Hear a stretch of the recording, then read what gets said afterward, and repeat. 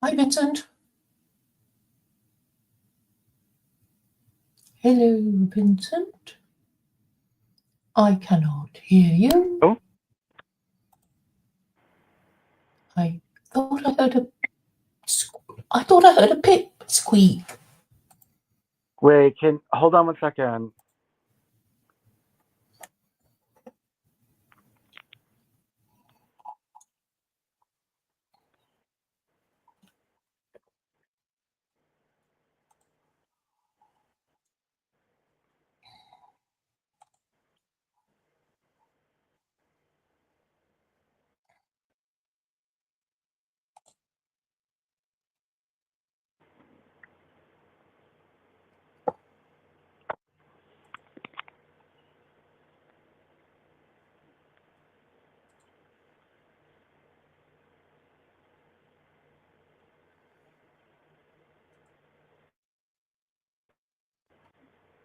Hello?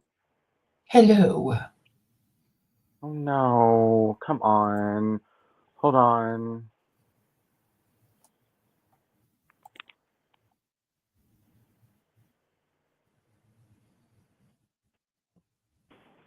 Hello? Yes, I can hear Oh, you. okay, What I'm seems gonna to have to. be the problem? I can't get it to go on my headset.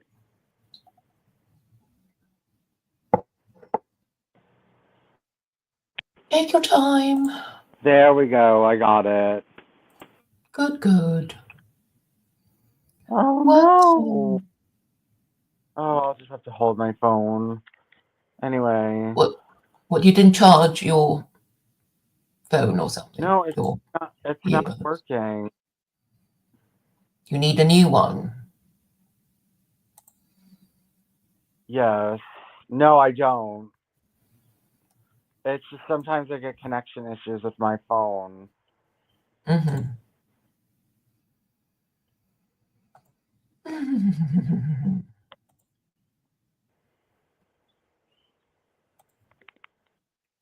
And you're having problems starting spaces in Twitter. Yes, I am. But we've got 3 live viewers now, which is nice. I did have a monologue earlier to Yeah, complain about people. I saw that. I suppose all this talking to oneself with maybe 1 or 2 or 3 viewers is helpful in making us, well, express ourselves, hopefully clearly and increasingly clearly as we go on and on and on and on about the same thing. Because I guess people just go on about what's on their minds. Anything on your mind, Vincent? No, I have to clean my house, which I've been doing. I've been doing it.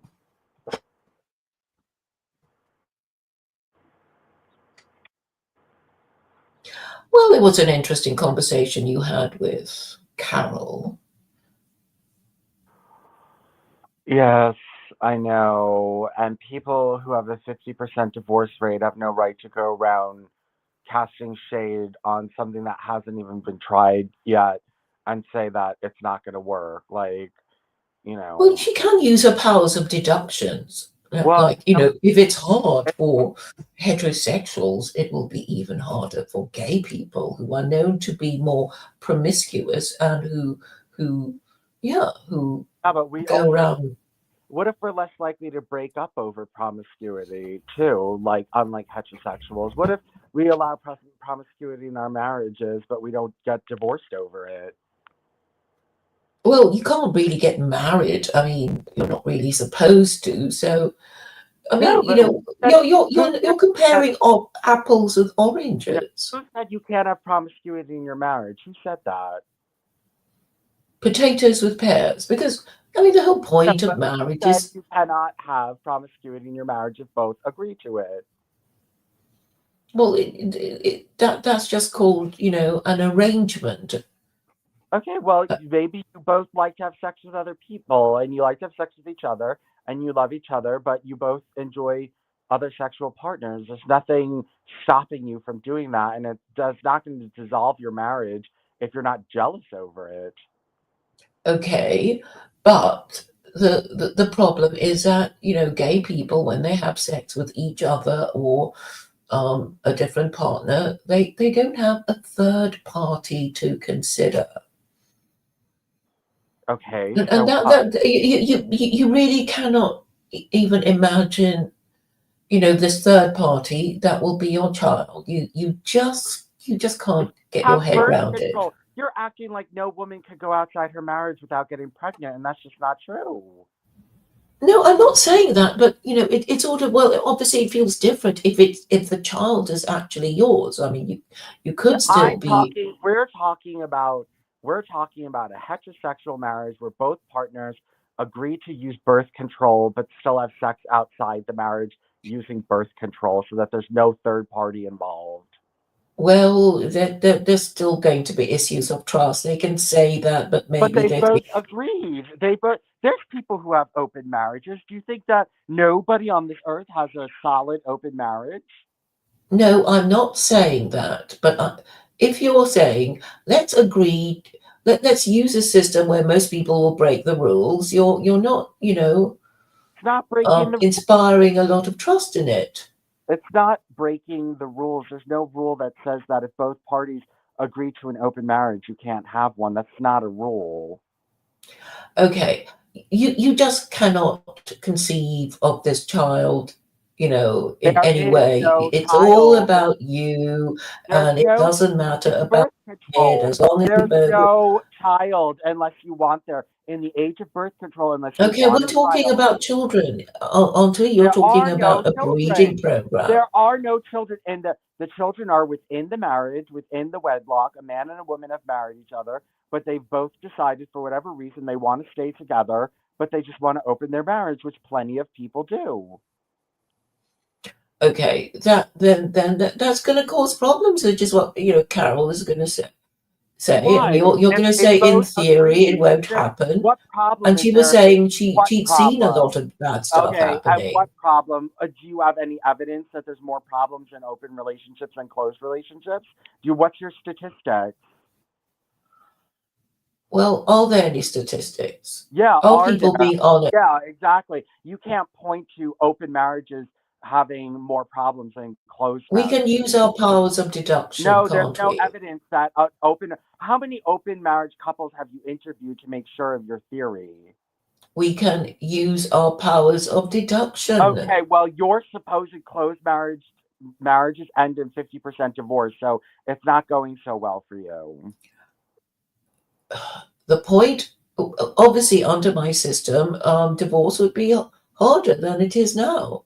Okay, So, well, saying when people have free choice, then they divorce in these monogamous closed marriages that are supposed to be closed. So maybe if you open up your marriage, you're less likely to get divorced because now you don't need to divorce in order to have extramarital sex. You can just have an agreement where a man and a woman say, we'll have sex. First of all, plenty of men and women who have children together who are no longer sexually interested in each other privately agree between one another that they can have a lover on the side. That's very common. It's a marriage for the child, but if you want love, I'm not going to give it to you, but you can go outside the marriage together as long as you don't have a kid. okay, but when you contemplate these things, you are actually already encouraging people to stray before they even stray. So it will just have to be disapproved of for the sake of the quality of the next generation, which Fine. you are which you ought to be considering. But you're saying in theory it's all fine, and you know, and you're being told, well, in practice it wouldn't be, and you're You just don't know. dismissing It's it. You never know, been. You don't know that. Where's your evidence that in practice it doesn't work? That closed marriages are the well, only ones that work? because we know that people even who are not supposed to be straying do in fact stray. Yeah, I know, but in this instance, Claire, you don't get that neither party minds that the other person is Okay, straight. you may actually get, okay, there's a couple and they have an arrangement and they stay together until one of them dies. So it can be called a successful marriage, and then we have to assess.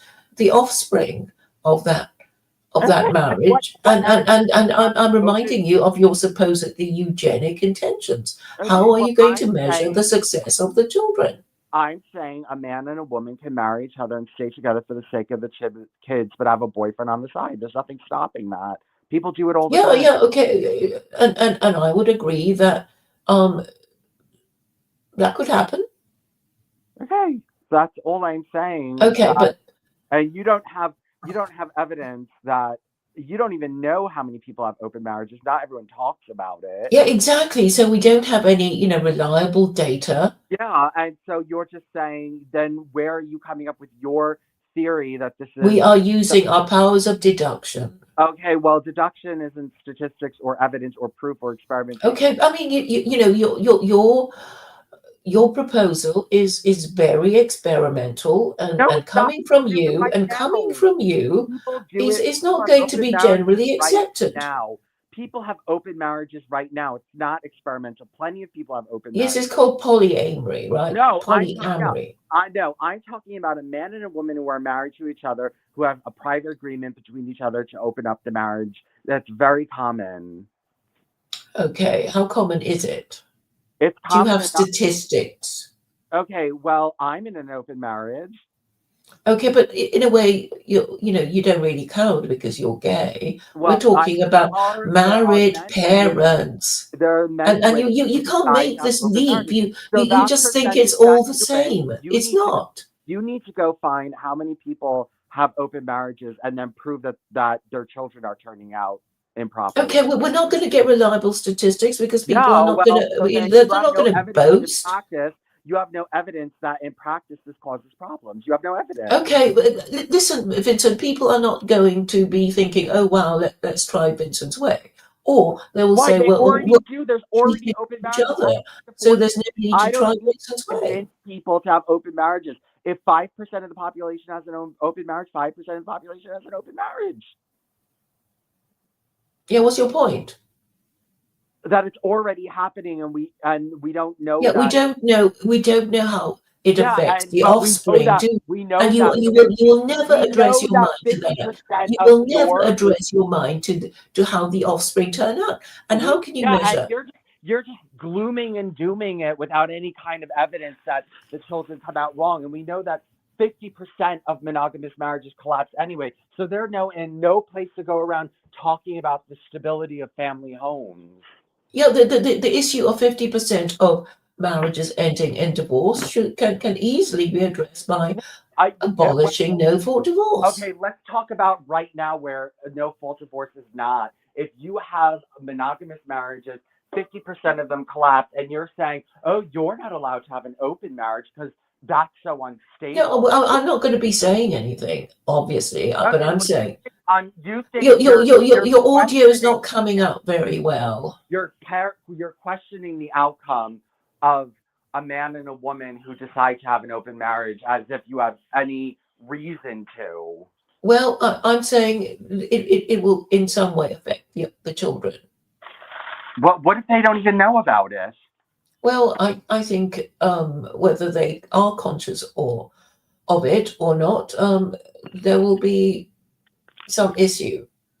Like some issue that you can't name. So a child doesn't even know it's a secret agreement between the man and the woman, and the child doesn't even know, and you don't have any, like, you don't even have an idea of how that could affect the child. You're just saying it'll affect the child. What do you think marriage is about? I mean, can you It's not imagine your the point. purpose of Who it? defines what marriage is about? Some married couples don't have children. It's not about having children for them. They want to be The purpose of marriage is for legitimate children. well, some people don't want legitimate children. They don't want. Okay, then fine. But I mean the actual original purpose of it is a way of rearing children so that most children Okay, and you have can't their two name one biological thing that would parents go living wrong. together. You can't name one thing that would go wrong in a secretly No, you're open marriage. well, to marriage breaking down. What? No, because they're both. What is They the might major say, yes, of it's sex? What okay. is the It's agreement? okay for you to have sex with, my husband, my wife. You can go and have sex with other people, and they can say that, and then the marriage does break up. Yeah, So, well, I mean, have you 50%, considered that possibility? 50% of And what's monogamous going to happen marriages to the break up. children? 50% of monogamous marriages Yeah, break up. but that's because no fault divorce is currently I legal. know, but I'm saying you're living in a fantasy world where your law is going to get passed. That's not going to get passed. So let's deal with it not being passed, and let's talk about reality that the monogamous system, when not forcing everyone into it, when nobody wants to do it anyway, and there would be nobody to enforce it, it doesn't work that well. So you're saying, I mean, and what you propose is being done. I mean, if there are people who are currently married having affairs, well, it's happening now. Are you saying the kids would be okay about it? Well, I mean, you're actually not. You can't even think of the children. You yeah, I literally am. will not think of the I don't children. care if my How parents are you aren't going to having sex. measure I'm the not going harm to go done? into my You parents' just bedroom. refuse to. I'm not. I It's don't all care. about. I don't care if my parents are having sex. I'm not you. I'm not going to go into my parents' Yeah, life but and say, you're wait. So you're a man who is over you think 40. children have the right to interfere in the sexual life Yeah, of their I parents? don't think children know what they want. In fact, I don't think even adults know what they want. So it's up to the government to look after them, because most people are stupid and reckless and have crazy, evil, dumb ideas. And My mother has a boyfriend. I don't care how many people my mother dates. It's your yeah, ass okay, when going to approach now? it, and no, it's not. Not everyone's like you. No, I don't care if my mother has okay, it's all about you. You don't mind this, you don't mind that. yeah, no, and other children won't mind either because How not do you everyone's like know? you. How do you know? Not everyone's like you because some children were raised in households like that and they don't complain about it. Yeah, and Where then they're probably fucked in the head. That maybe you that's don't why know so many that. You have people are no so fucked in the fucking head. idea. You're just assuming all this. Yeah, and You're I just err on the assuming. side of You're just caution. Well, assuming. you're Why just should we treating listen to everyone as you your when you're guinea just pigs. assuming? Why should I listen to you? Well, why should anyone listen to you? Why should I listen to you? Why should anyone listen to you who has a Well, family at least I'm making no full trying to. divorce, who makes these like, oh, but it'll all be taken care of when I'm in control, blah blah blah blah blah. Like, no, you're not in control. It's not going to happen. Meanwhile, 50% of marriages are ending in divorce. So stop acting like you have the So right. solve the problem by shaming divorced people. Well, that's not going to happen anytime soon. Okay, but okay, that's a solution. So you're saying encourage the things that would break up a marriage. No, I'm not saying No, encourage. I'm saying allow people to do what they want to well, do. I mean, they're going to do it. They don't need their permission from you. Okay, well, yeah, If a well, make husband it or wife wants illegal to and don't stray, make they them, don't need don't permission from shame Vincent them, Bruno. So don't make them what's your feel that their point? parenting skills are illegitimate. You know what I mean? You don't have to do any of that. You don't have to go promoting it. But if two people want an open marriage, it shouldn't be stigmatized. Well, when they get divorced, they will be stigmatized. No, well, they don't need to get divorced, and you can't prove that having an open marriage leads to divorce. I would say closed marriages lead to divorce because they don't want to be together anymore. And Well, they have the no outlet. idea of marriage is for the sake of the child. You stay together Yeah, for the well, sake of the children, and then what if you create opportunities for the marriage to break up. what the marriages are already breaking up without doing this. Okay, so first, if you want to stop these marriages from breaking up, you have to stigmatize divorce, and That's this you not going refuse to to happen do. anytime And okay. What you're basically saying is that the outcomes for your polyamory arrangements is going to be better. And I'm saying people are already doing it now. They don't need permission from you to have multiple sex partners. They're already doing it now. So I don't know why, and I don't think people are, well, I don't think society's improved. People are just more messed up in the head. I Well, mean, nobody's going to go back to I their old way. well, if they when they do go back to the old ways, the law should support the old ways. I mean, basically, it's always about how strict we should be about matters of sexual morality, and obviously, monogamy is the gold standard, and everything else strays away from it.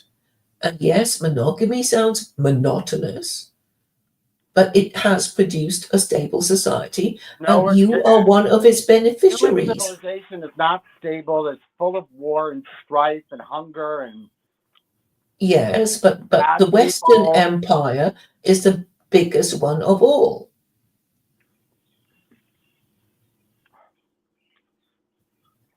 I mean, that's what You want being. functional. You want something that's functional that people grab for, not run away from. Look, the people don't know what they want. They might like the idea of marriage because they think it's about being grown up, about having children, and then they find the burdens and monotony of it too much. You know, but then you give them a bit of time and they see the wisdom of it. Whatever. It's just that in order to keep your group in existence, you have to encourage people to breed, and having produced offspring, the government needs to encourage good parenting.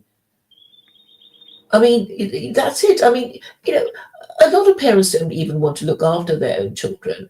So, and so all the more are you not going to care about some kid who's not even yours. We're not talking about that. We're just talking about open marriages.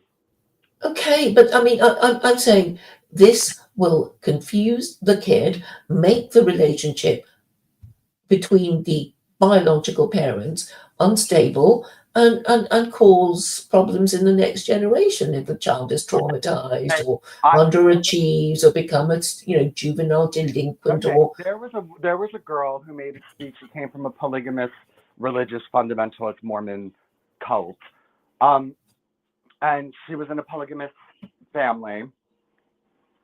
And she said that she felt enriched by it because it socialized her further and made her childhood socialization experience deeper and more robust and more profound. So, Is there a YouTube video of this?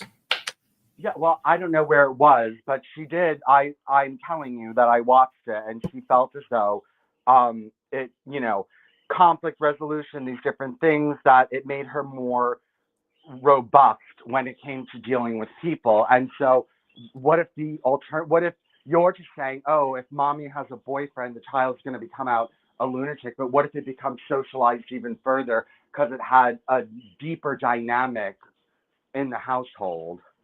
Well, I think Mormon households are polygamous in that a man can have more than one wife.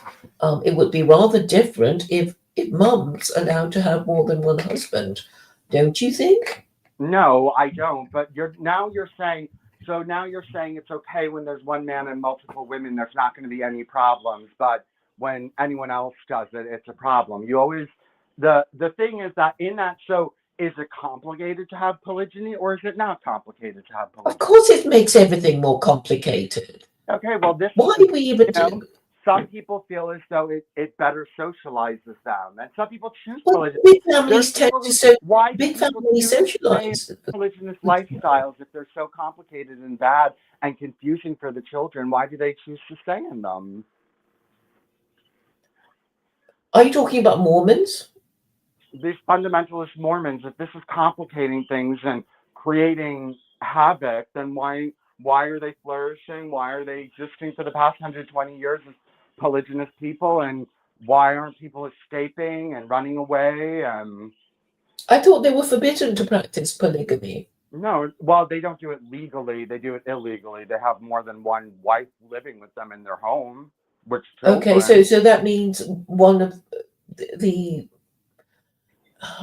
bigamy is still a crime in America, isn't it? No, it is, but they get around that by just not marrying any of them. Well, that would leave the woman in the lurch, wouldn't it? So, I But mean, they maybe you don't still care do it. about, the rights of women, Well, maybe, they still do it. The point is that it's not dysfunctional in their society for them to do that. well, I kind of picked up the attitude of Americans towards Mormons. I mean, it was, Okay, that's a different story. Are they collapsing? well, I don't know, but I mean, the point is, there They've is been this around for feeling 100 generally that Western civilization is collapsing. And I'm just going back to the simplest thing that Westerners could do to right the ship and put it back on an even keel. Just one thing that will calm everything right down and make people think our government has got a handle on the problem. that nobody wants to do. Okay, then I guess, no more white people or, white second-class citizens in their formerly white homelands. Be Claire, we can think of another way to breathe.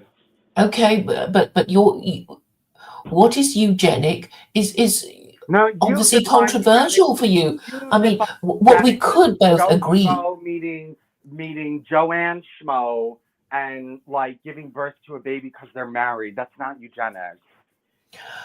But the point is, we can agree that a marriageable man and a marriageable woman would, we can probably,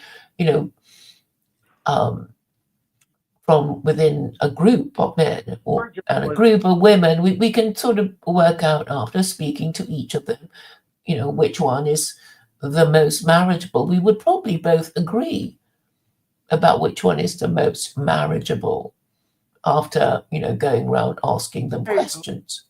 Dumb people get married, sickly people get married, trashy people get married. Well, if you want more control, you get couples to apply to the government. People who are too poor to have children get married. Yeah, so you can get these couples to apply to get married, and their application may be supported or rejected by the government. There are all kinds of ways of doing that. So if you make them, Vincent is gone. Perhaps he'll come back. But I'm saying it's not that hard, is it? If you think people are marrying and not being good parents, you could say, well, too many bad parents, too many people who have children who shouldn't have children.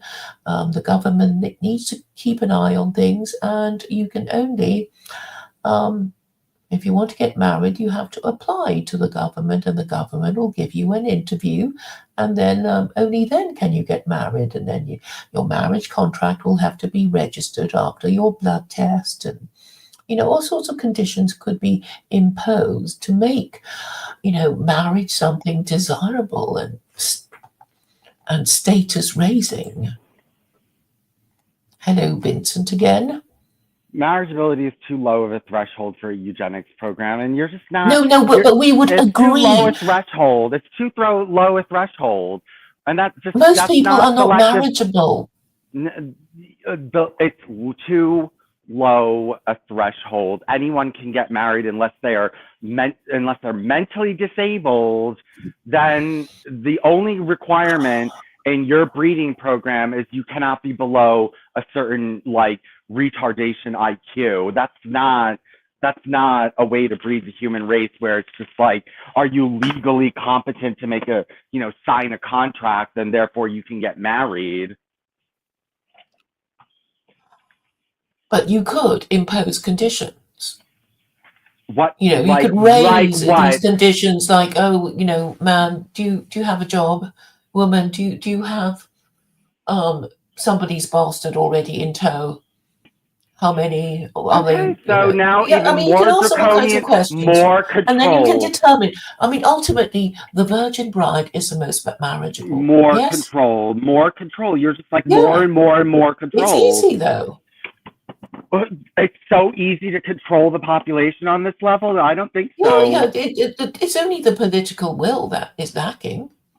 You can't. This is more and more and more like you're going to need more police. You're going to need more No, you courts. You're going don't. to You need know, you just ask them yeah, because simple you're going to have to questions. enforce all this. Well, if you don't meet the oops. And so now someone can't get married if they can't have a job, or what if they don't have enough money? What if they don't make enough money to have a child?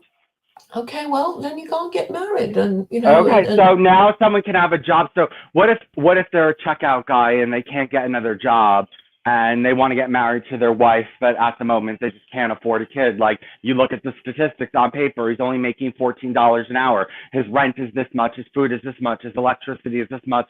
Where's the room for the baby? He says he lives foot to mouth, whatever, hand to mouth, and has no savings. So now you're going to go through everyone's saving accounts, their job, and start making criteria about who can get married and who can't? well, just ask a woman, like, well, avoid stupid poor men with no Well, prospects. that's not going to happen. Women don't listen, and people are going to marry who they want to marry. People get married for No, all different kinds of reasons. you can impose all kinds of restrictions on the Yeah, well, feminine voice some women fall in and love with slut shame. some women fall in love with like really, really like kind of like not degenerate, but not degenerate. Like, let's say that this person's one of these kind of like tortured artist musicians, and he's a great musician, but he gets paid pennies or nothing. He's too creative to work. Women fall in love with men like that all the time. Yeah, well, and they suffer when they, Yeah, and so this is no way to run a eugenics breeding program because there's no criteria other than not being mentally yes, retarded. there is, because in the olden days, these women would have fathers and who said that they were good at relations. selecting? Who says that the father wasn't a dumb person that didn't select We another don't dumb know, idiot? but I mean, the fact is so that you're if you just let you're acting like all of these young parents people made choose, golden decisions. These imperfect, stupid, like low-class people were making the best breeding decisions when they arranged their daughter's marriage. Like, that's not necessarily true. well, the point was that America was built on labor that came from working class people. So, I wouldn't knock it. I didn't say no, I'm not going after working class people. I'm going after, you're saying, oh, this would all be remedied by arranged marriages. Then you're making people even more unhappy. Arranged marriages, people don't want to be in them. Everyone revolts against them. Like, you know what I mean? You allow the woman to choose. I'm not saying you don't allow I the know woman what, to yeah, choose. but the father picks But up. if she's going to be stupid about it, yeah, well, and yeah, it's sort of you're like, acting. she hasn't even got a father, right? Well, maybe she's not that marriageable. So now It's just her and an unmarried. Well, then she's not very marriageable. She wouldn't know what to do because men she don't grew care up in a fatherless home. if she's pretty. I saw a man propose to a woman in a psych ward. If she's pretty, she'll get married. Yeah, but he just wanted to have sex with her. I know, but I'm saying that if you're pretty, it doesn't matter if you're crazy or if your mom's single. You're going to get married. Then the woman needs to be a ward of court or something. Okay, she was just there. She wasn't a ward of. She was just in a psych hospital for trying to hurt herself or whatever she did. She was in there for a stint, and he was, proposing to marry her because she was very pretty, and nothing's going to stop.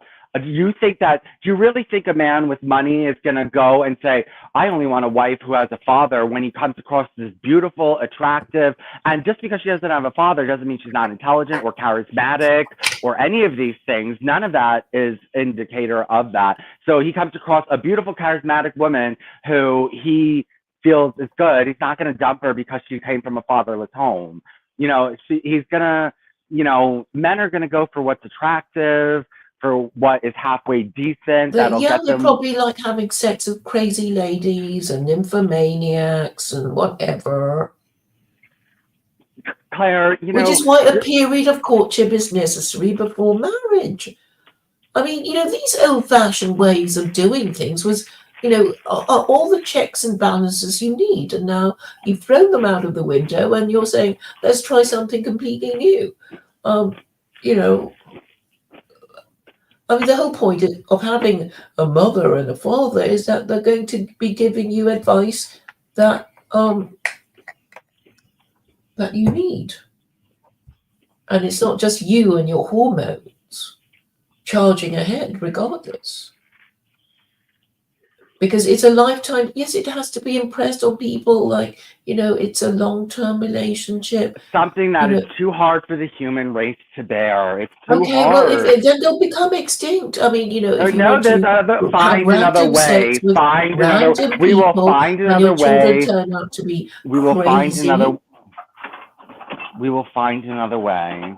Okay, I mean, then you degenerate. You will degenerate. You don't know that. Where's your evidence that if we try a different kind of breeding system, because we'll the only degenerate? civilizations that you've heard of practice monogamy. They didn't practice the eugenic religion and selective breeding. Extinct. So, first of all, no, not all societies practiced. Some of them did practice polygyny, or that it was allowed, and there was a large amount of polygyny. He's from Africa. I'm sure he'll have stories to tell us about, other arrangements. Humans need to find another way, or you're right. If they don't find another way, then it's going to go back to the primitive way that it was. But it's not primitive. Yes, the primitive way is having sex with your brother, sister, mother, father. If you dread going backwards as a man or a woman, heterosexual or gay, then find another way. And if you don't find another way, then you're going to be in big trouble and everyone is going to be miserable. So hurry up. People are miserable anyway. The point is, marriage is sort of not, you're going to be happy with. No, it's like it's to keep our group in existence. No, we'll give you pretty lies, and that's what the Hindus say. The Hindus say we live in garbage, but at least we existed. At least we're still here. At least we survived in shit and garbage and uselessness that nobody wants to be part of. Well, I mean, all these sort of buildings that we see around us, they were built by human labor, and they weren't women, were they? What does that have to do with people being unhappy in the lifestyle? Yeah, but people are always unhappy. People can get better. Things can get better. You don't know that we're not more happy than we were centuries ago. And those people worked really hard to get these artificial things into their life in order to get these amenities, even sexual amenities, because they were unhappy. People didn't clamor for birth control and free love because they were completely content. It would take so much squashing of a human desire and human freedom in order to get what you want, and it would never last. It's unstable, and it's been proven unstable. Yes, it's always unstable, which is why you have to put a lid on things. No, you can't. That's why the minimum standard is patriarchy. The human spirit is too effervescent for you to constantly control. Okay, so you don't control it and you collapse.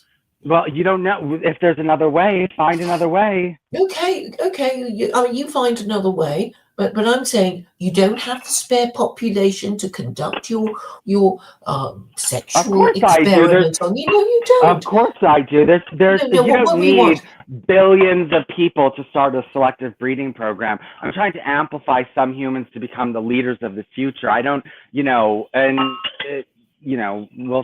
see, Claire, but people aren't going to do it your way. People are not going to do it your way. They're not going to do it. I'm just trying to do it as quickly as I can for the benefit of Westerners. So basically, there's actually only a very small target group, and it is basically men of fighting age and women of childbearing age, and that's not most of the population, because white people haven't been having enough children. So the percentage of men and women in these groups are actually very, very few. And, probably a lot of these women of childbearing age are no longer virgin brides and have got, some other, man's bastard in tow. And these men of fighting age are probably, there's probably something wrong with them, or they're also unmarried fathers. So the the actual number of people who are considered to be marriageable in an objective way is already very few. And if you wait any longer and conduct these very radical experiments, you'll be wasting their lives and their potential to You don't know become married that because parents. okay, well what are you going to do? Who's going to go in and force these people to live the lifestyle that you want? Well, obviously, the message has to be propagated, and a narrative has to be woven to say, the reason why, the white race is in its dire straits is because of the, degenerate social policies of the past 50 years, and look how it has, destroyed us, but now we're going to stop and we're going to, repent and do better, and maybe we'll think of believing in God because blah blah blah blah blah blah blah. Okay, good luck with that, Claire. Good luck, everyone. Well, I just don't see what else you're just going to be riding on this wave of degeneracy to basically say what polyamory.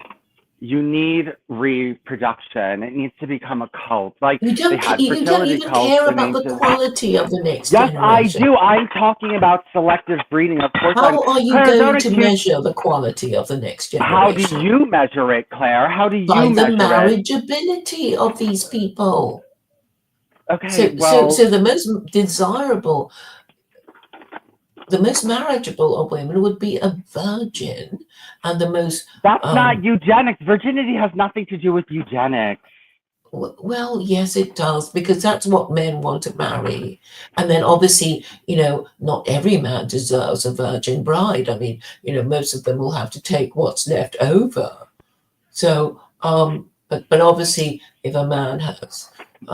is reasonably attractive, has a good job, steady income, he would probably be able to get, a wider range of desirable, marriageable women than, some man who's, old, sick, poor, and stupid, for example. But they're still able to get married.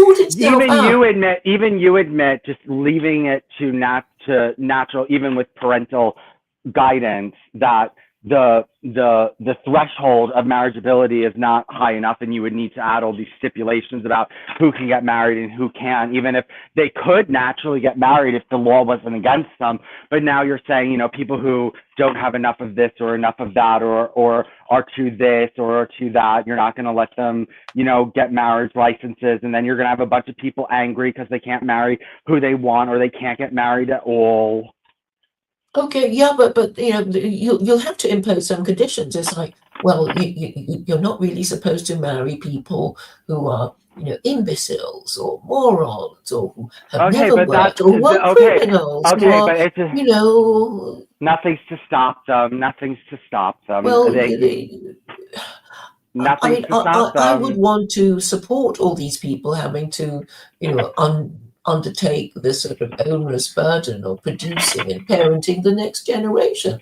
I mean, secular Quranism promises them, support in finding, a suitable partner, and support in their marriage, and support in their parenting. Because, obviously people are at 6s and 7s and they don't know what's good for them. So I do have a comprehensive program, as you well know, because you helped generate those documents with me. Yes, with the marriage bureau. One that has been proven already to collapse. Your method has already been proven to be so unstable it collapses every couple of generations. And your method is not even recorded in history because they vanished your without method a trace. fails. So it's time to work on something else because it doesn't last. Well, your thing didn't even last long enough to write anything about themselves. Well, this is a different time, different place, different era, different technology, different abilities, different mindsets. Lots of things are different Vincent. now. Vincent, we're not the only generation who, thought, well, it might be fun to have sex with somebody not our spouse. What's wrong with having sex with somebody of our sex? why can't we have sex with, whatever. I'm sure it's all been done because, we occasionally hear of, isolated communities and village idiots and inbreeding and all that sort of thing. So I think, maybe people are so desperate that they'll just get sex wherever they can get it. Oh yes, and now you reminded me of the Jews, and obviously when I think of the Jews, I think of their 36 capital offences, and basically about half of them are sexual offences. And it's like, you can't have sex with your mother, your father, your uncle, your aunt, and your niece or your nephew, and it goes on and on. And if you do, it will be death. And do you want me to go through these No, I understand, capital? but we're not necessarily talking about incest. We're just talking about people finding alternative ways to breed, and I mean, why does Judaism take such a hard line on sexual misbehavior? Because, I mean, they do, don't they? I mean, it's well, like, because they didn't have an evolved mentality and were no, unable to no, no, it's maintain their because they are bloodline. few. They're jealous. They're not able to share children, help with each other's children. Lots of things they're unable to do because they were too low of human beings, and so they invented a system for ugly people, and it maintained an ugly system keeps ugly people alive. Um, okay, what I would suggest to you is that the Jews have, all their restrictions and whatever, to kind of keep them apart from others, so nobody wants to marry them, and they can just sort of do their own thing, with each other, and also, all these sexual offences means that, even they get horny, even they think, well, we can't go to the singles bar, but my, I don't know, my half brother or half sister, well, they seem all right and they seem prepared to do it with me or whatever. So that, these relations also become crimes, because I guess even back in, the olden days, people got horny and maybe they weren't that fussy about, who they have sex with, if they thought they could get away with it until they realized the penalty of it was death. So I mean, if people have, ever wondered about Jews, it sort of, I mean, that's kind of what they're like. I mean, the whole concept of mamzer. I mean, it's actually a very interesting concept. I mean, as far as I know, nobody has basically said that person should never have been born at all because he or she was a product of an adulterous union, an incestuous union, product of a mixed marriage, which means that they are, um, you know, that they will never be legitimate under Jewish law unless you know, the other parent converts, etc.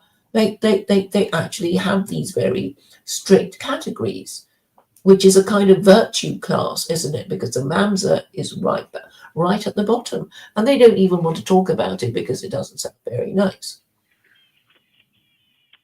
But you see, it is eugenic because here is Judaism saying so and so should not have been born at all. That's what they're saying. Have we discussed it? Have we? No, that's not. You have a very low standard of your eugenics breeding program. I would never let you breed humans or animals for me. Well, I'm just saying marriageability is the It's too. You even objective admitted it's too. criteria. You admitted it's too low of a standard, and you need to add all these guides to not let people get married. It's Okay, not. You admitted it's too low of a standard. You admitted it. well, I could choose to raise it. If you think it's so low. I only said that because you said, oh, it's far too low, but it's probably too high for most people to even think of doing it now. I mean, the very idea gives white people the heebie-jeebies. What? Marry another person of my race, of the opposite sex, with the object of paying for the children and looking after them? I'd rather die. That's what I That's why hear. there needs to be an alternative parenting and It's child already rearing been system. done. There's No, there's been alternative no, system. there's not, people are not communally raising their children. They're just having children out of wedlock. Yeah, That's because they have different. no family No, now. that's different. Well, then it's time to come together and unite and become like a family based on similar values. Well, the thing is, even people of the same blood can have terrible vendettas against us, family feuds and all that sort of thing. So and then they have to say to each other, blood is thicker than water. We must put up with, Uncle Sam or Auntie, or whatever, because they are family and blah blah. So even, well, okay, I'm saying, forget the family. We don't often agree with, our current sex partner, right? Or our children or our parents. So, and quite often we don't even agree with ourselves because we change our minds about, important things at different times of our lives.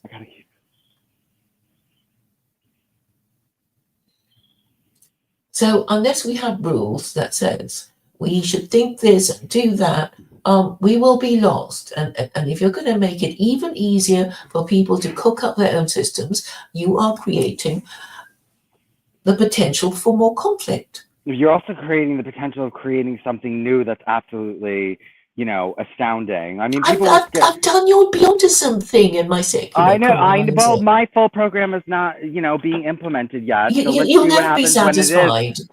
Of course, I'll be satisfied when there's a selective breeding program amongst humans. Yeah, I will be satisfied. Yeah, but I've got this registry of religions, registry of races, and all these things. That's not enough. I'm looking for something a little bit more futuristic and profound than that. Right. Well, how are you going to find people prepared to sign up to it? People you don't even care. I'm just going to people and saying, do you want a plural marriage? Go ahead and do it. You're saying, I don't even need to find people to sign up. People naturally want it. Some people naturally want a plural marriage. So you have to prove that the children of such. No, I don't. I can prove that you have 50% divorce, so you have no right to tell us that we can't try something new. Okay, and I can't prove it until we actually do it. So it has to be done in order for us to prove whether it's good or bad. Okay, so you're saying it's already being done. So you just need to round up those people and say, no, it's not already being done. Plural marriage is not legal. So I'm just saying all you need to do is get the people who already want. First of all, I had a plural marriage petition up and I did get signatures, but it got taken down. Sorry, what got taken down? My petition on plural marriage, but I was getting signatures. There are people that want plural marriage. I don't need to force anything on anyone or convince anyone. They want plural marriage. It's coming down the pipe anyway. Whether I promote it or not, it's coming. I'm just hastening it. Well, I suppose polygamy under Islam is plural marriage, isn't it? We're talking about all different types of plural marriage. When plural marriage comes to America, it's not going to just be polygyny. It'll be polyandry. It'll be mixed marriages of different sexes, different sexualities. It'll be different than what's going on in Islam. I'm not looking to only legalize polygyny. Well, you'll have even more mixed up kids. Yeah. You don't know that. You're just saying that. No, it's true that no, you don't know. Where's your statistics that a plural marriage is going to lead to messed up children? And what's your statistics? Not for plural. That's not a plural marriage. You're talking about single mothers. I'm talking about a mother who has more than one husband. I'm not talking about a single mom. All the Tibetans do that sort of thing. Well, and they're not out of existence. What kind of woman would want two husbands and be permanently knocked up? She must be some kind of nymphomaniac, right? She can use, well, good for her if she's a nymphomaniac. All the more power to her. Well, it's a mental illness. No, it's not. She just likes lots of sex. Nymphomania is a mental illness. No, it is not. She doesn't have nymphomania. She just wants two husbands, and she doesn't have to have children with them all. She can have birth control. So what? So, and who says she has to have sex with both of them? Maybe one of them is celibate and is there because, you don't know. People have different arrangements. Well, I think any woman who wants two husbands, who wakes up everybody saying, I must have two husbands, it must be a nymphomaniac. No, well, good for you for thinking that. I think you're a dry old crab that hates sex and who's a hypocrite because you went out and slept with a married man and now you're talking about morality and everything to the whole world. You committed the crime. You did it. You're just trying to pull the ladder up behind yourself. Well, I did it, but no one else can do it. Well, I'm sure they'll do it whether I say do it or not. I'm only talking And who are about, you to talk about morality since you're a hypocrite? I'm happy to acknowledge that I wasn't a virgin bride. So, well, not And many you had an people affair are with a these married. days. You also had an affair with a married man. Well, that happens. Yeah, well, Claire, and you are supposed to be some paragon of virtue we're supposed to listen to. No, I'm not saying. You remind me of Ruth. You're like, virtue, but I'm saying for the future of any society, certain standards of parenting must be maintained. Well, you had an affair. So if we've done wrong, then we can repent, and there will be a whole year's grace for any parents of illegitimate offspring. Well, you sound, I don't know what kind of woman sleeps with another woman's husband and then starts preaching about sexual morality to the world, but it's not something. Well, I mean, there's no one else, so I guess, I'm the nearest proximate person in a position to and do how so. do we know you're not just some bitter old woman that when she got old and couldn't get fucked anymore, started hating girls that were able to get it? How do we know that's not your story? Even if it was my story, the fact remains that, something has to be done about gender relations, and this Okay, well, don't go around calling people calling people or diagnosing people with nymphomania just because they want two husbands when you were such a nymphomaniac that you weren't able to stop yourself from sleeping with another woman's husband. You were so driven by your own sexual desires that you invaded someone else's marriage. So you're in no right to talk to anyone about. I didn't call that invasion. It was just borrowing. No, oh God, Claire. You invaded someone else's marriage. Well, it happens, but Yeah, probably. well, yeah. So what are you saying that because I wasn't morally perfect, that even you couldn't. Nothing should be corrected. Oh, you so could you not want some keep up your own virgin morals. bride. So you could not keep up your own morality. You could not keep up your own system. You broke your own rules. It was too hard for you, and now you're trying to pressurize other people to do what was too hard for you to do. You're going to force other people to do offspring, really, because you were not able. So under secular Quranism, you can sleep with anyone's husband as long as you don't get pregnant and everything's fine? Well, I mean, that's a lower standard, yeah. But at least don't be openly, having illegitimate offspring and then expecting to be You cannot live up to your own. You are practicing. Well, I didn't have those sex standards outside of marriage. No. Are you saying that I have to be morally perfect and a virgin bride? And even if I were, I'm saying live the life that you have. You find some other objection, wouldn't you? I'm not. I'm saying you're proposing a system you could not live up to. It's not a matter. There's a timeline to this. It was too hard for you. You didn't need secular Quranism to teach you that sleeping with another woman's husband when you don't have permission is wrong. Yeah, but under secular Quranism, the cultural environment would be different. The point is, you knew it was wrong. You weren't able to keep yourself under control. But it wasn't a crime. Oh. So, but if it were a crime, then you're talking about family stability, and you're out there breaking up families. Well, I didn't break up any family.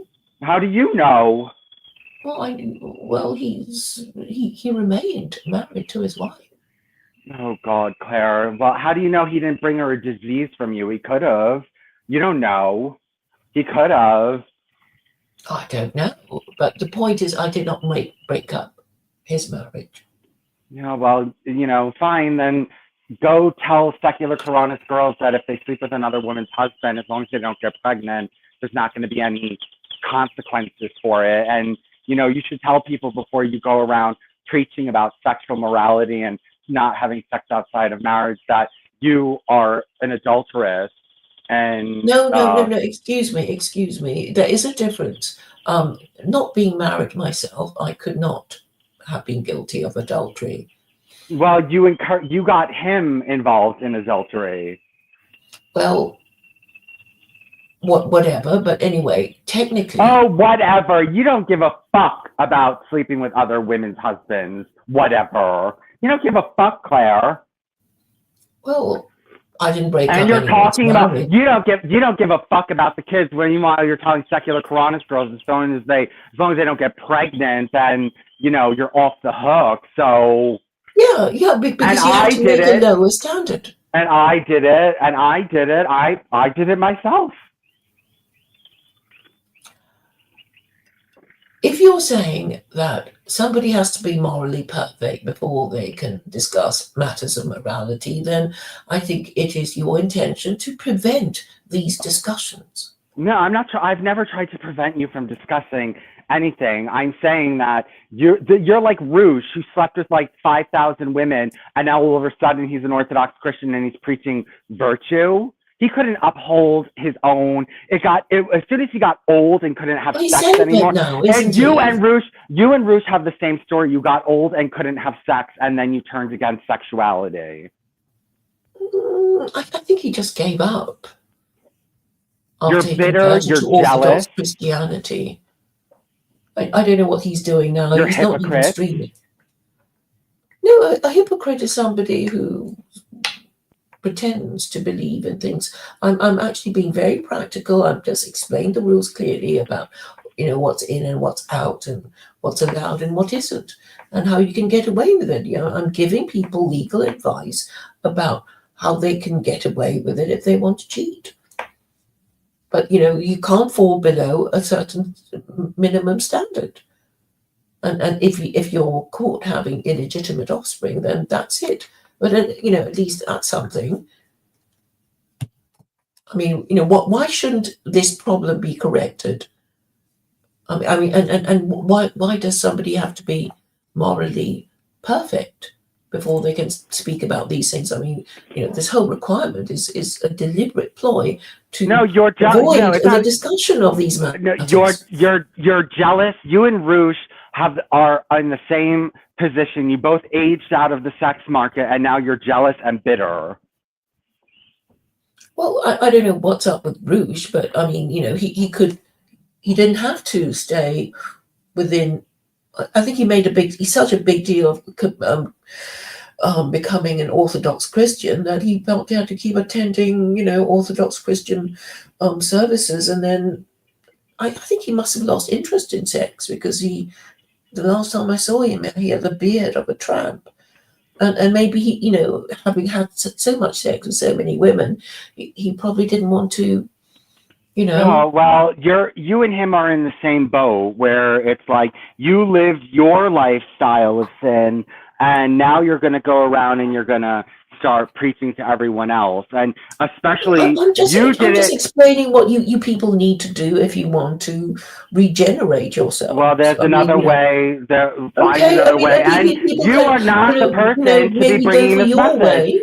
You're the wrong person to bring this message. You're in no position to be preaching this message. People are just going to say, girls are just going to say, Claire, you had your fun, and now you're telling me I can't. Well, I'm saying, watch it because. Oh, and what happened to you for doing it, Claire? You could get knocked up, and then you could become an unmarried mother, and then nobody would want you. Well, they're just going to tell you that they're going to tell what the men tell Roosh. Roosh, went out and had all the sex you wanted, and now you're coming here and shaming us. Okay, so you're saying just carry on screwing around and Well, with reproduction, you have to reproduce and you have to have a eugenic cult. Okay, so we're not exactly convinced that the kind of offspring that would be produced under your system would be eugenic. We already know we're producing bad offspring now. It's an attempt to try. It's an experiment, and I have enough population, and yeah, and nothing. What is the only thing that people are going to accuse me of is trying to put forth a program that allows women to have more children. That's all that, and then you have to go from that and say, but they're not going to turn out right. You don't know that. Well, they're more likely to turn out right. You don't know that. You don't know that. Statistically. No, what statistics do you have about plural marriages and child outcomes? Well, actually, plural marriages would be just sort of more unstable because not every child will get the... How do you know? What statistics I think there are traditional reasons. What statistics do you have that plural marriages collapse more often than your 50% fucking divorce rate of shit? Once you abolish no-fault divorce, it won't be quite so easy to get divorced. Well, you're saying that you're going to enter a control mechanism, but without your little control, without your little control mechanism, there's, you have no evidence that monogamy leads to better outcomes than plural marriage, which has never even been tried. Well, I mean, all you have to do is just go back to, MAGA, whatever made the West great when, Westerners practiced. It could become great under a new system. It could change. Rome was great, and then it became great under a new religion. And, so Greece was great. The new religion was probably a sign. If you're talking about Constantine converting Rome to Christianity, it was a beginning of the end for Rome. Christianity rose again. Christianity created a flourishing civilization.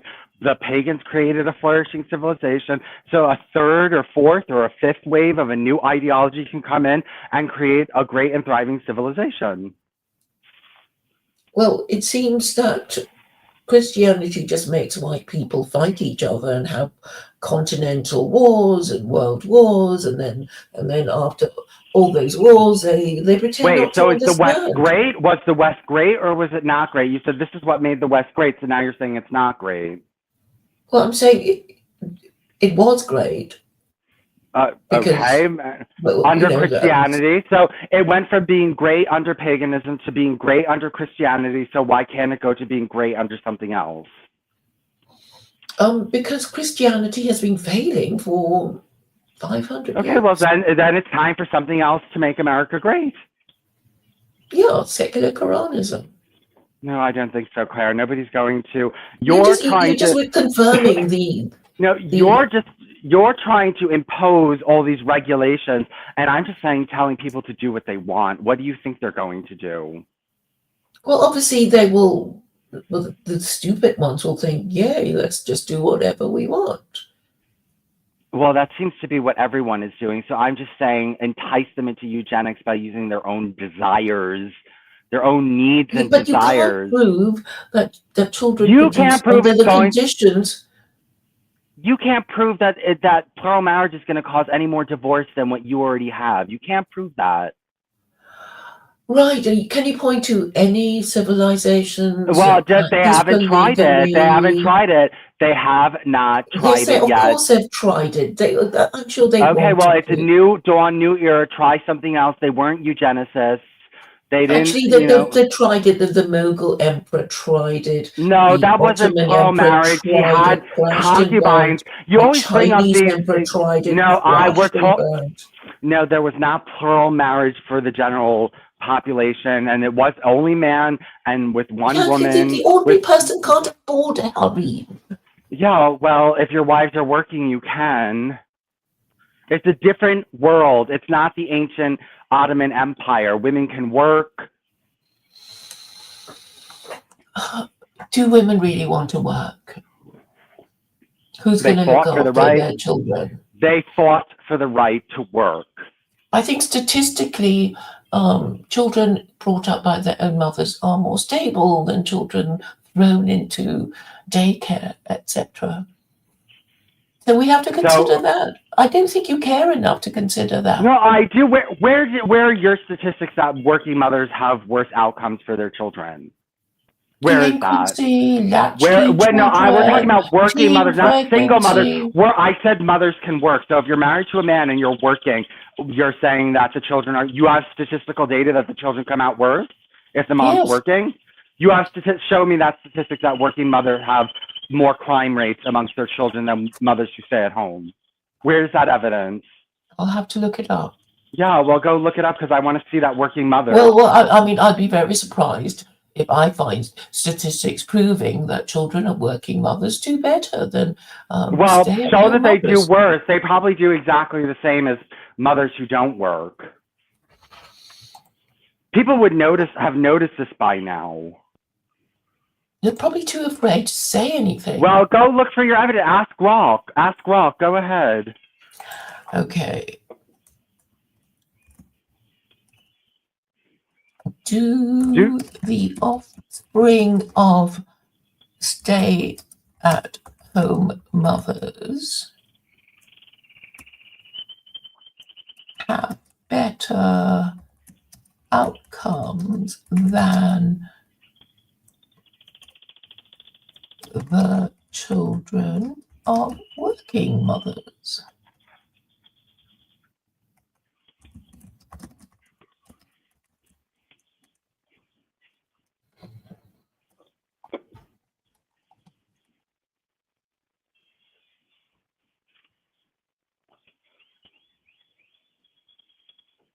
Okay, there's quite a lot of stuff, so I'll have to read it. The question of whether children of stay-at-home mothers have better outcomes than those of working mothers is complex and depends on how, quote, better outcomes is defined. For example, academic achievement, emotional well-being, social skills, or long-term success. Research on this topic is mixed, with no definitive consensus, as outcomes are influenced by many factors beyond maternal employment status, such as socioeconomic conditions, parenting quality, and access to resources. Key findings from research: academic and cognitive outcomes. Some studies suggest children of stay-at-home mothers may have slight advantages in early cognitive development, particularly in preschool years, due to more direct parental interaction. For example, a 2004 study by Waldvogel et al. Found that full-time maternal employment in the first year of a child's life was associated with slightly lower cognitive scores in early childhood. However, other studies, like those from the National Institute of Child Health and Human Development, show that high-quality childcare can mitigate or even eliminate these differences. Well, not everybody will have access to high-quality childcare. Children of working mothers in enriched daycare environments often perform as well or better than peers with stay-at-home mothers in school readiness and academic outcomes. So I don't know what enriched daycare environment means. I guess you have to pay through the nose. Emotional and behavioral outcomes. Early research raised concerns that extensive non-maternal care in infancy might lead to increased behavioral issues or insecure attachment. However, more recent studies indicate that these effects are small and depend on the quality of care and maternal sensitivity. Warm, responsive parenting, whether from a stay-at-home or working mother, matters more than employment status. Children of working mothers may benefit from exposure to diverse social settings, which can foster independence and social skills. But this hinges on the quality of childcare. So it always goes back to quality of childcare. So we're just assuming that a mother looking after her own child would be more invested in looking after it properly than somebody working in a daycare center who probably has too many children to look after. Long-term outcomes. Longitudinal studies, such as those by Lucas Thompson et al., find no consistent evidence that maternal employment negatively impacts long-term outcomes like educational attainment or mental health. In fact, children of working mothers may benefit from higher family income, access to educational resources, and role modeling of career ambition, particularly for daughters. A 2018 study by McGinn et al. Found that daughters of working mothers were more likely to pursue careers and achieve high earnings, suggesting positive intergenerational effects. But what if these high earning mothers or working mothers end up not having children at all? That means their high IQ genes will die with them. Confounding factors. Socioeconomic status, parental education, and access to quality childcare heavily influence outcomes. For example, working mothers with higher incomes can afford better childcare, which may lead to outcomes comparable to or better than those of stay-at-home mothers, but only if they can afford better quality childcare with their higher incomes. Maternal mental health and job satisfaction also play a role. A stressed stay-at-home mother or an overworked employed mother may negatively affect child outcomes, while a fulfilled mother, working or not, tends to foster better outcomes. Cultural and individual family dynamics further complicate comparisons. For instance, in families where stay-at-home parenting is a cultural norm, children may thrive due to social support, while in dual-income societies, working mothers' children may benefit from structured daycare systems. Nuances and considerations. Quality over quantity. The quality of time spent with children, for example, engaged, responsive parenting, is often more important than the sheer amount of time. Working mothers who prioritize meaningful interaction during non-work hours can achieve similar outcomes to stay-at-home mothers. Child age and timing. Maternal employment in the first year of life may have slightly stronger effects on early development, but these effects tend to fade by school age. Part-time work or flexible schedules can balance income and caregiving needs. Childcare quality. High quality childcare, for example, low child to caregiver ratios, stimulating environments, is critical for children of working mothers. Poor quality care can lead to worse outcomes, while excellent care can enhance development. Gender and socioeconomic effects. Daughters of working mothers often show stronger career aspirations and independence, while sons may benefit from seeing egalitarian parental roles. Really? However, in low-income families, maternal employment may be a necessity rather than a choice, and lack of access to quality childcare can strain outcomes. Conclusion. Neither stay-at-home nor working mothers inherently produce, quote, better, unquote, child outcomes. Outcomes depend on a web of factors including childcare quality, parenting style, family resources, and maternal well-being. Research suggests that children can thrive under either arrangement when their developmental needs are met. For example, stay-at-home mothers may provide more direct nurturing in early years, while working mothers may offer financial stability and social exposure through quality childcare. The key is creating a supportive, responsive environment tailored to the child's needs regardless of maternal employment status. Okay, so it said at the end of life, it said there might be early childhood benefits, but at the end, when they are all said and done and grown up, they come out, there's no definitive difference between them. And also, what I am suggesting is that you work communally to raise the child. So that would be high quality child care when the mother's at work. So that, that would work. So Howard Schoonover says, fatherlessness is doom on every metric. Motherlessness has no ill effect. Single dads are better than single moms. I don't know what that has to do with this particular communal child rearing. We're not talking about single mothers. We're talking about working mothers. Well, I suppose he's just chiming in with single mums and single dads. I mean, the thing is, ideally, the father goes to work and the mother stays at home and is able to, be nurturing and relax in the home environment, looking after the kid. So this is not a luxury most people have because of the expectation of both parents working, which is, well, a nightmare for many people. Maybe a lot of women would rather be stay-at-home mothers. Why aren't they doing it then? If Because they so... can't, because of the gig economy, because of because of equal pay. Well, people stopped doing it like before the modern. People stopped. What's the word? People stopped having so many children or whatever and becoming mothers back in the 60s when they got birth control. That's when they fought for that. It wasn't handed to them. They fought tooth and nail for it. They don't want to be burdened down moms. They want to be able to go out of the house and do what they want. They don't, and a communal childbearing allows that. She can have a job and she can have her night off, and and there's quality childcare, as it said, with people that she knows and trusts. And she has her time with her child as well, and the child is further socialized by communal care.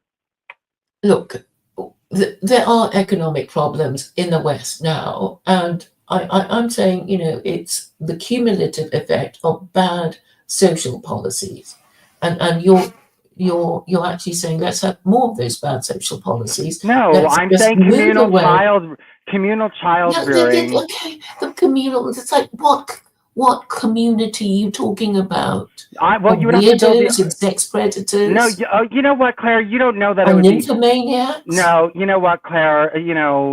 It doesn't. It's not what you think it is. You're assuming all this. Know? You have no. What data do you have that people who are in plural marriages are either nymphomaniacs or sex predators? What data do you have? Weirdos. What data do you have? Well, I'm sure that there won't be. Well, they don't do it, do they? Well, they don't do it in sufficient numbers. They probably don't get interviewed. But we can imagine. Well, if it was legal, we would know. A woman would say, "I want more than one husband." What for? No. Well, why would you want more than one husband? Because do you not just mean I want to live a polygamous lifestyle. I also want to live a polygamous lifestyle. Some people enjoy polygamy. Okay, but you're just saying you want to have sex with more than one person. You're not love. saying what about love, Claire? What about love more than one person? What if she falls in love with more than one person? Well, I guess you'll just have to control her love. No, she can marry both of them, and you have no evidence that they're sex predators they're not you, Claire. They're not monogamous assholes. They've decided to get into this. And, okay, well, I don't know. Maybe I just and monogamous couples fight too. Monogamous couples fight all the time. Yeah, it'll be worse. How do you know? How do you know? Where's the statistics? Where are the statistics for this? Well, you don't even need statistics. Yes, you can just imagine if two people fight so much, having a third person there will. Well, maybe having a third person mitigates it because now you have another partner to go to, and you're not so angry because you can't go outside the marriage, and you're more fulfilled because you have what you want. You have two husbands instead of one, which is what you really wanted. So you're happier, so you fight less. I don't care what kind of a man wants more than one wife. I don't care if she wants more than one husband. Don't question her integrity or whatever it is, because you have no evidence to think that she doesn't have any. Okay, we'll ask Grok what kind of a woman wants two husbands.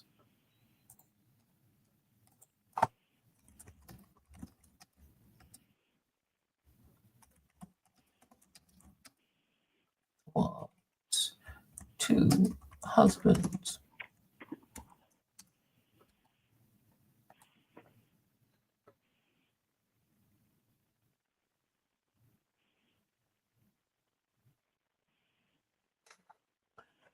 The question of why a woman might want two husbands can be approached from various angles, including cultural, psychological, social, and personal perspectives. Since the phrasing is broad and could imply curiosity about motivations, preferences, or specific contexts.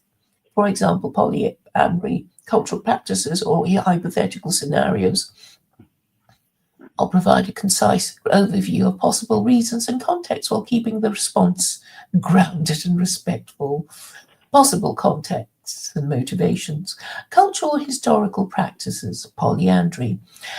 In some cultures, polyandry, where a woman has multiple husbands, is a recognized practice.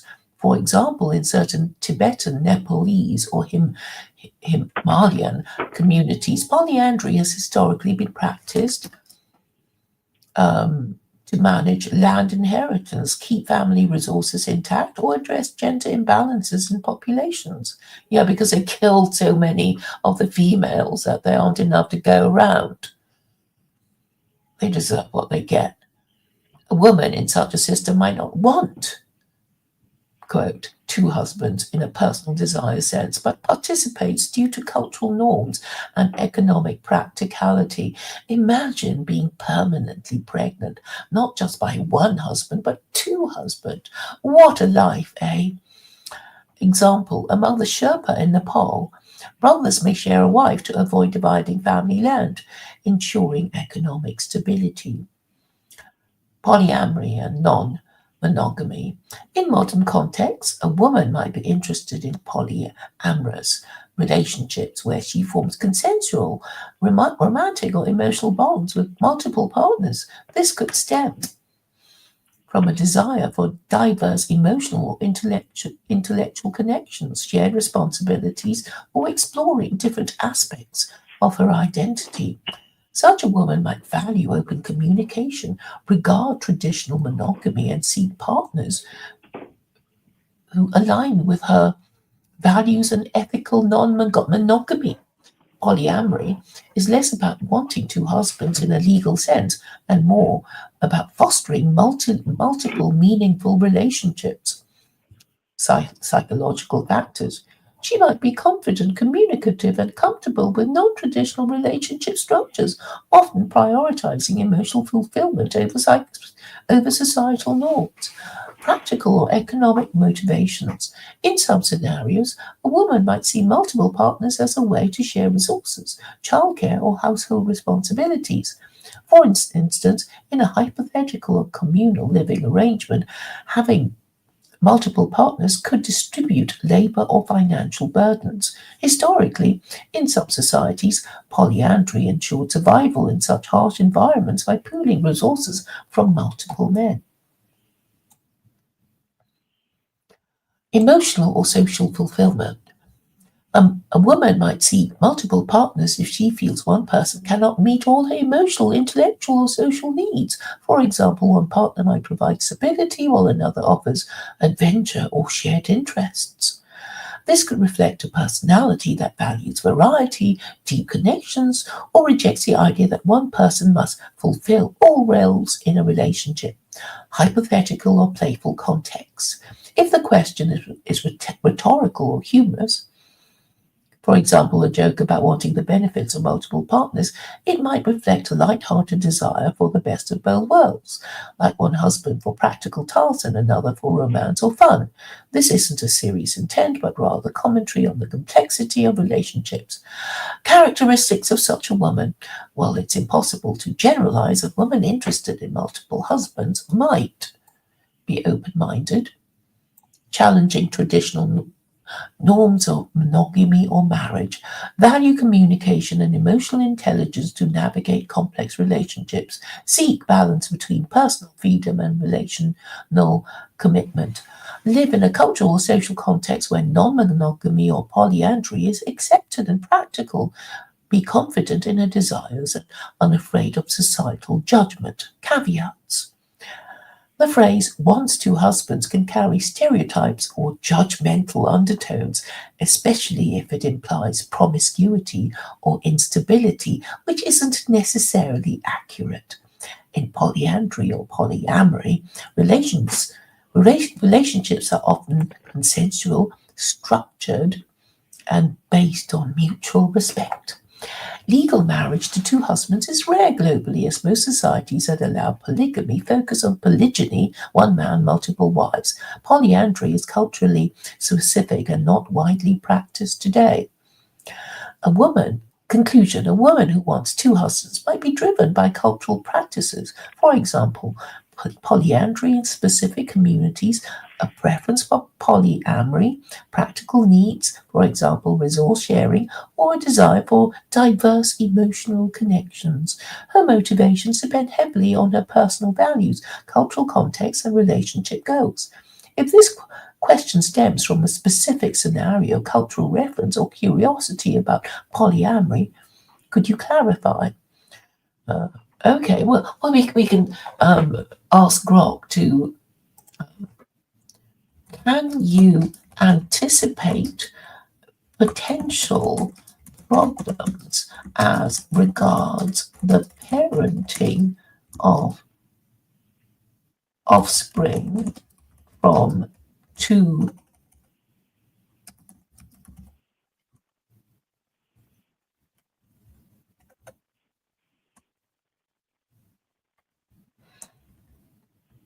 two husbands in the same household?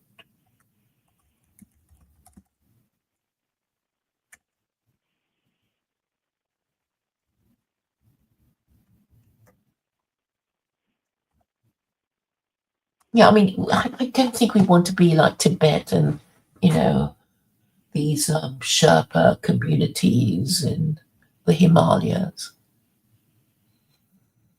Parenting offspring in a household with a woman and two husbands, whether in a polyandrous, polyamorous,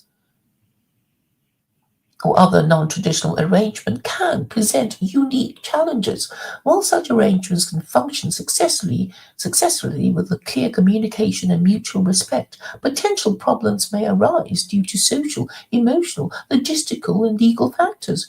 Below, I outline key issues that could impact parenting in this context, focusing on the well-being of the offspring and the dynamics within the household. Potential problems. Parental role clarity and authority. Issue: with two fathers in the household, there may be confusion or conflict over parental roles, decision making, and authority. For example, disagreements on discipline, education, or healthcare could create inconsistency for the child. Impact on offspring. Inconsistent parenting styles or perceived favoritism, for example, one father being more authoritative, could lead to confusion, insecurity, or behavioral issues in children. Research on blended families, for example, step parents, suggests that unclear roles can stress children, potentially affecting emotional stability. Mitigation. Clear agreements on parenting responsibilities and unified approaches to discipline can help. Regular family meetings could ensure alignment. Paternity and emotional bonding. Issue: if the biological paternity of the child is known and differs between children or is exclusive to one husband, the non-biological father may struggle to bond equally with all children, or the biological father may inadvertently show favoritism. In polyandrous cultures, paternity is often de-emphasized, but in modern settings, it could be a source of tension. Impact on offspring. Children may sense differential treatment, leading to feelings of rejection or sibling rivalry. Studies on stepfamilies show that perceived parental favoritism can harm self-esteem and family cohesion. Mitigation. Both fathers should commit to equal emotional investment in all children, regardless of biology. Shared caregiving tasks and rituals, for example, bedtime stories, can foster bonding. Time and resources allocation. Sorry, I missed up. Social stigma and peer challenges. Issue: in societies where monogamy is the norm, children with two fathers in polyamorous or polyandrous households may face stigma or misunderstanding from peers, teachers, or community members. Yeah, they'll feel freaks. This could be exacerbated if the family structure is seen as unconventional or controversial. Impact on offspring. Children may experience bullying, social isolation, or confusion about their family structure, potentially affecting their self-confidence or social development. Research on children of same-sex parents shows that societal prejudice can impact well-being, though supportive environments mitigate this. Mitigation. Parents can prepare children with age-appropriate explanations of their family structure and foster resilience. Choosing inclusive schools and communities can also help. Legal and custodial complications. Issue. In most legal systems, marriage to two husbands simultaneously is not recognized, and paternity laws typically assume one father. This could create complications in establishing legal guardianship, inheritance rights, or custody in case of separation or death. Impact on offspring.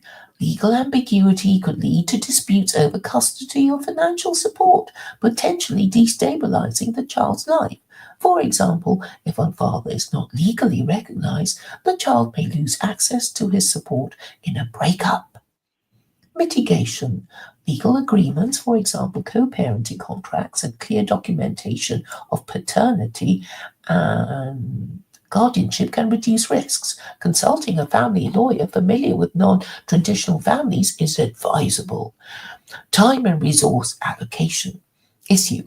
Managing time, attention, and resources among multiple adults and children in a complex household can be challenging. For example, the mother and two fathers may struggle to balance their relationships with each other and their parenting duties, leading to neglect of certain needs.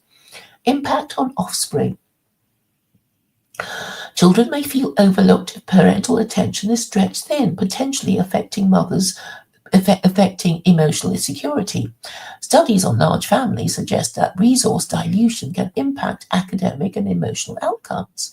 Mitigation. Structured schedules for parental duties and quality time with each child can help.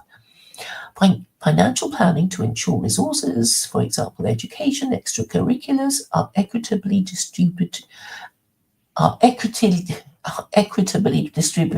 is also key. Interpersonal conflicts among adults. Issue.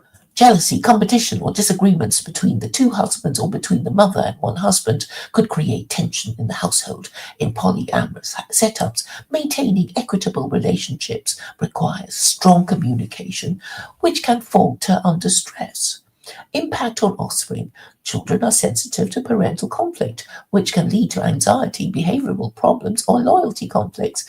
For example, feeling torn between fathers. Research on divorce shows that interparental conflict harms child adjustment. Mitigation. Couples counseling or polyamory informed therapy can help adults navigate conflicts. Transparent communication and conflict resolution strategies are critical. Cultural or family acceptance. Issue. Extended family members or cultural communities may disapprove of the polyandrous or polyamorous arrangement, leading to strained relationships or exclusion. This could limit the child's access to grandparents, cousins, or cultural traditions. Impact on offspring.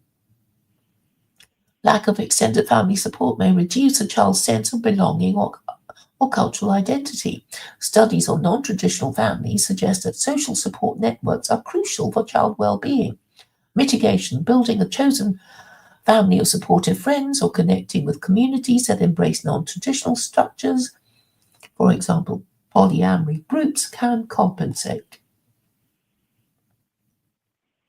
Child's understanding of family dynamics. Issue. As children grow, they may struggle to understand or articulate their family structure, especially if it differs from peers' families. Questions about who is my dad or why do I have two dads could arise, particularly in adolescence. Impact on offspring.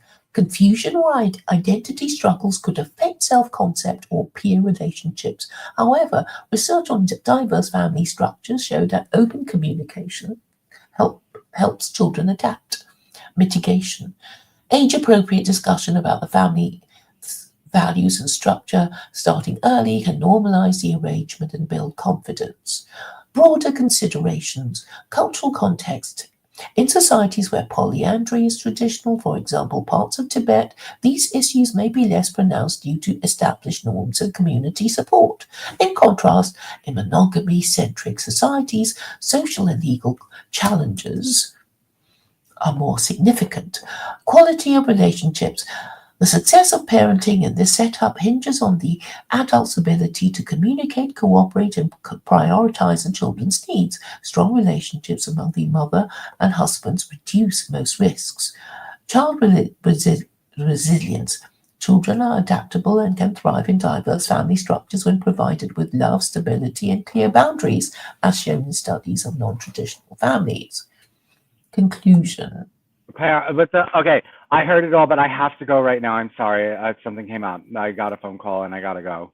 All righty. Okay. All right. Bye. Bye. Conclusion. Parenting offspring in a household with two husbands can face challenges like role ambiguity, social stigma, legal complexities, and interpersonal conflicts, which could impact children's emotional, social, and material well-being. However, with proactive communication, legal planning, and a supportive environment, these issues can be mitigated, allowing children to thrive. The key is ensuring that all adults are aligned in their commitment to consistent, nurturing parenting.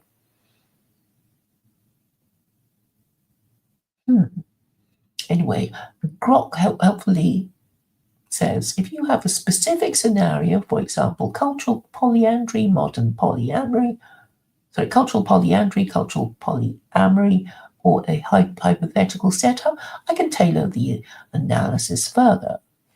Well, I guess it will be next time. Hello, Jay. Did you want to come and join us?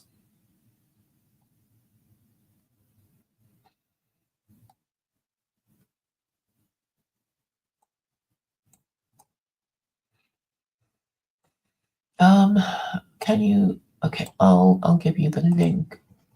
I'll post the link again in case Jay wants to come on. But I'm kind of talked out a little bit. But if Jay has lots to tell us, he's very welcome to come and entertain us because we haven't heard from him for a while now, have we? I think he does want to come on. I just have a feeling that he wants to join us because he has a few things he wants to say to us, don't you, Jay?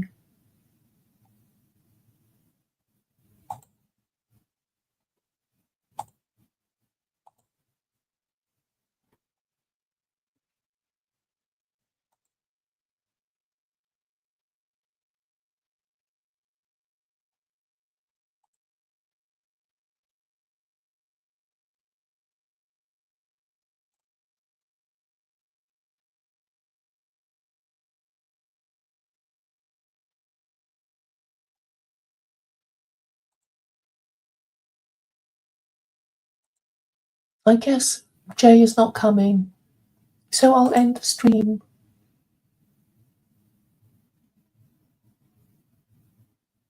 Okay then. Goodbye, everyone.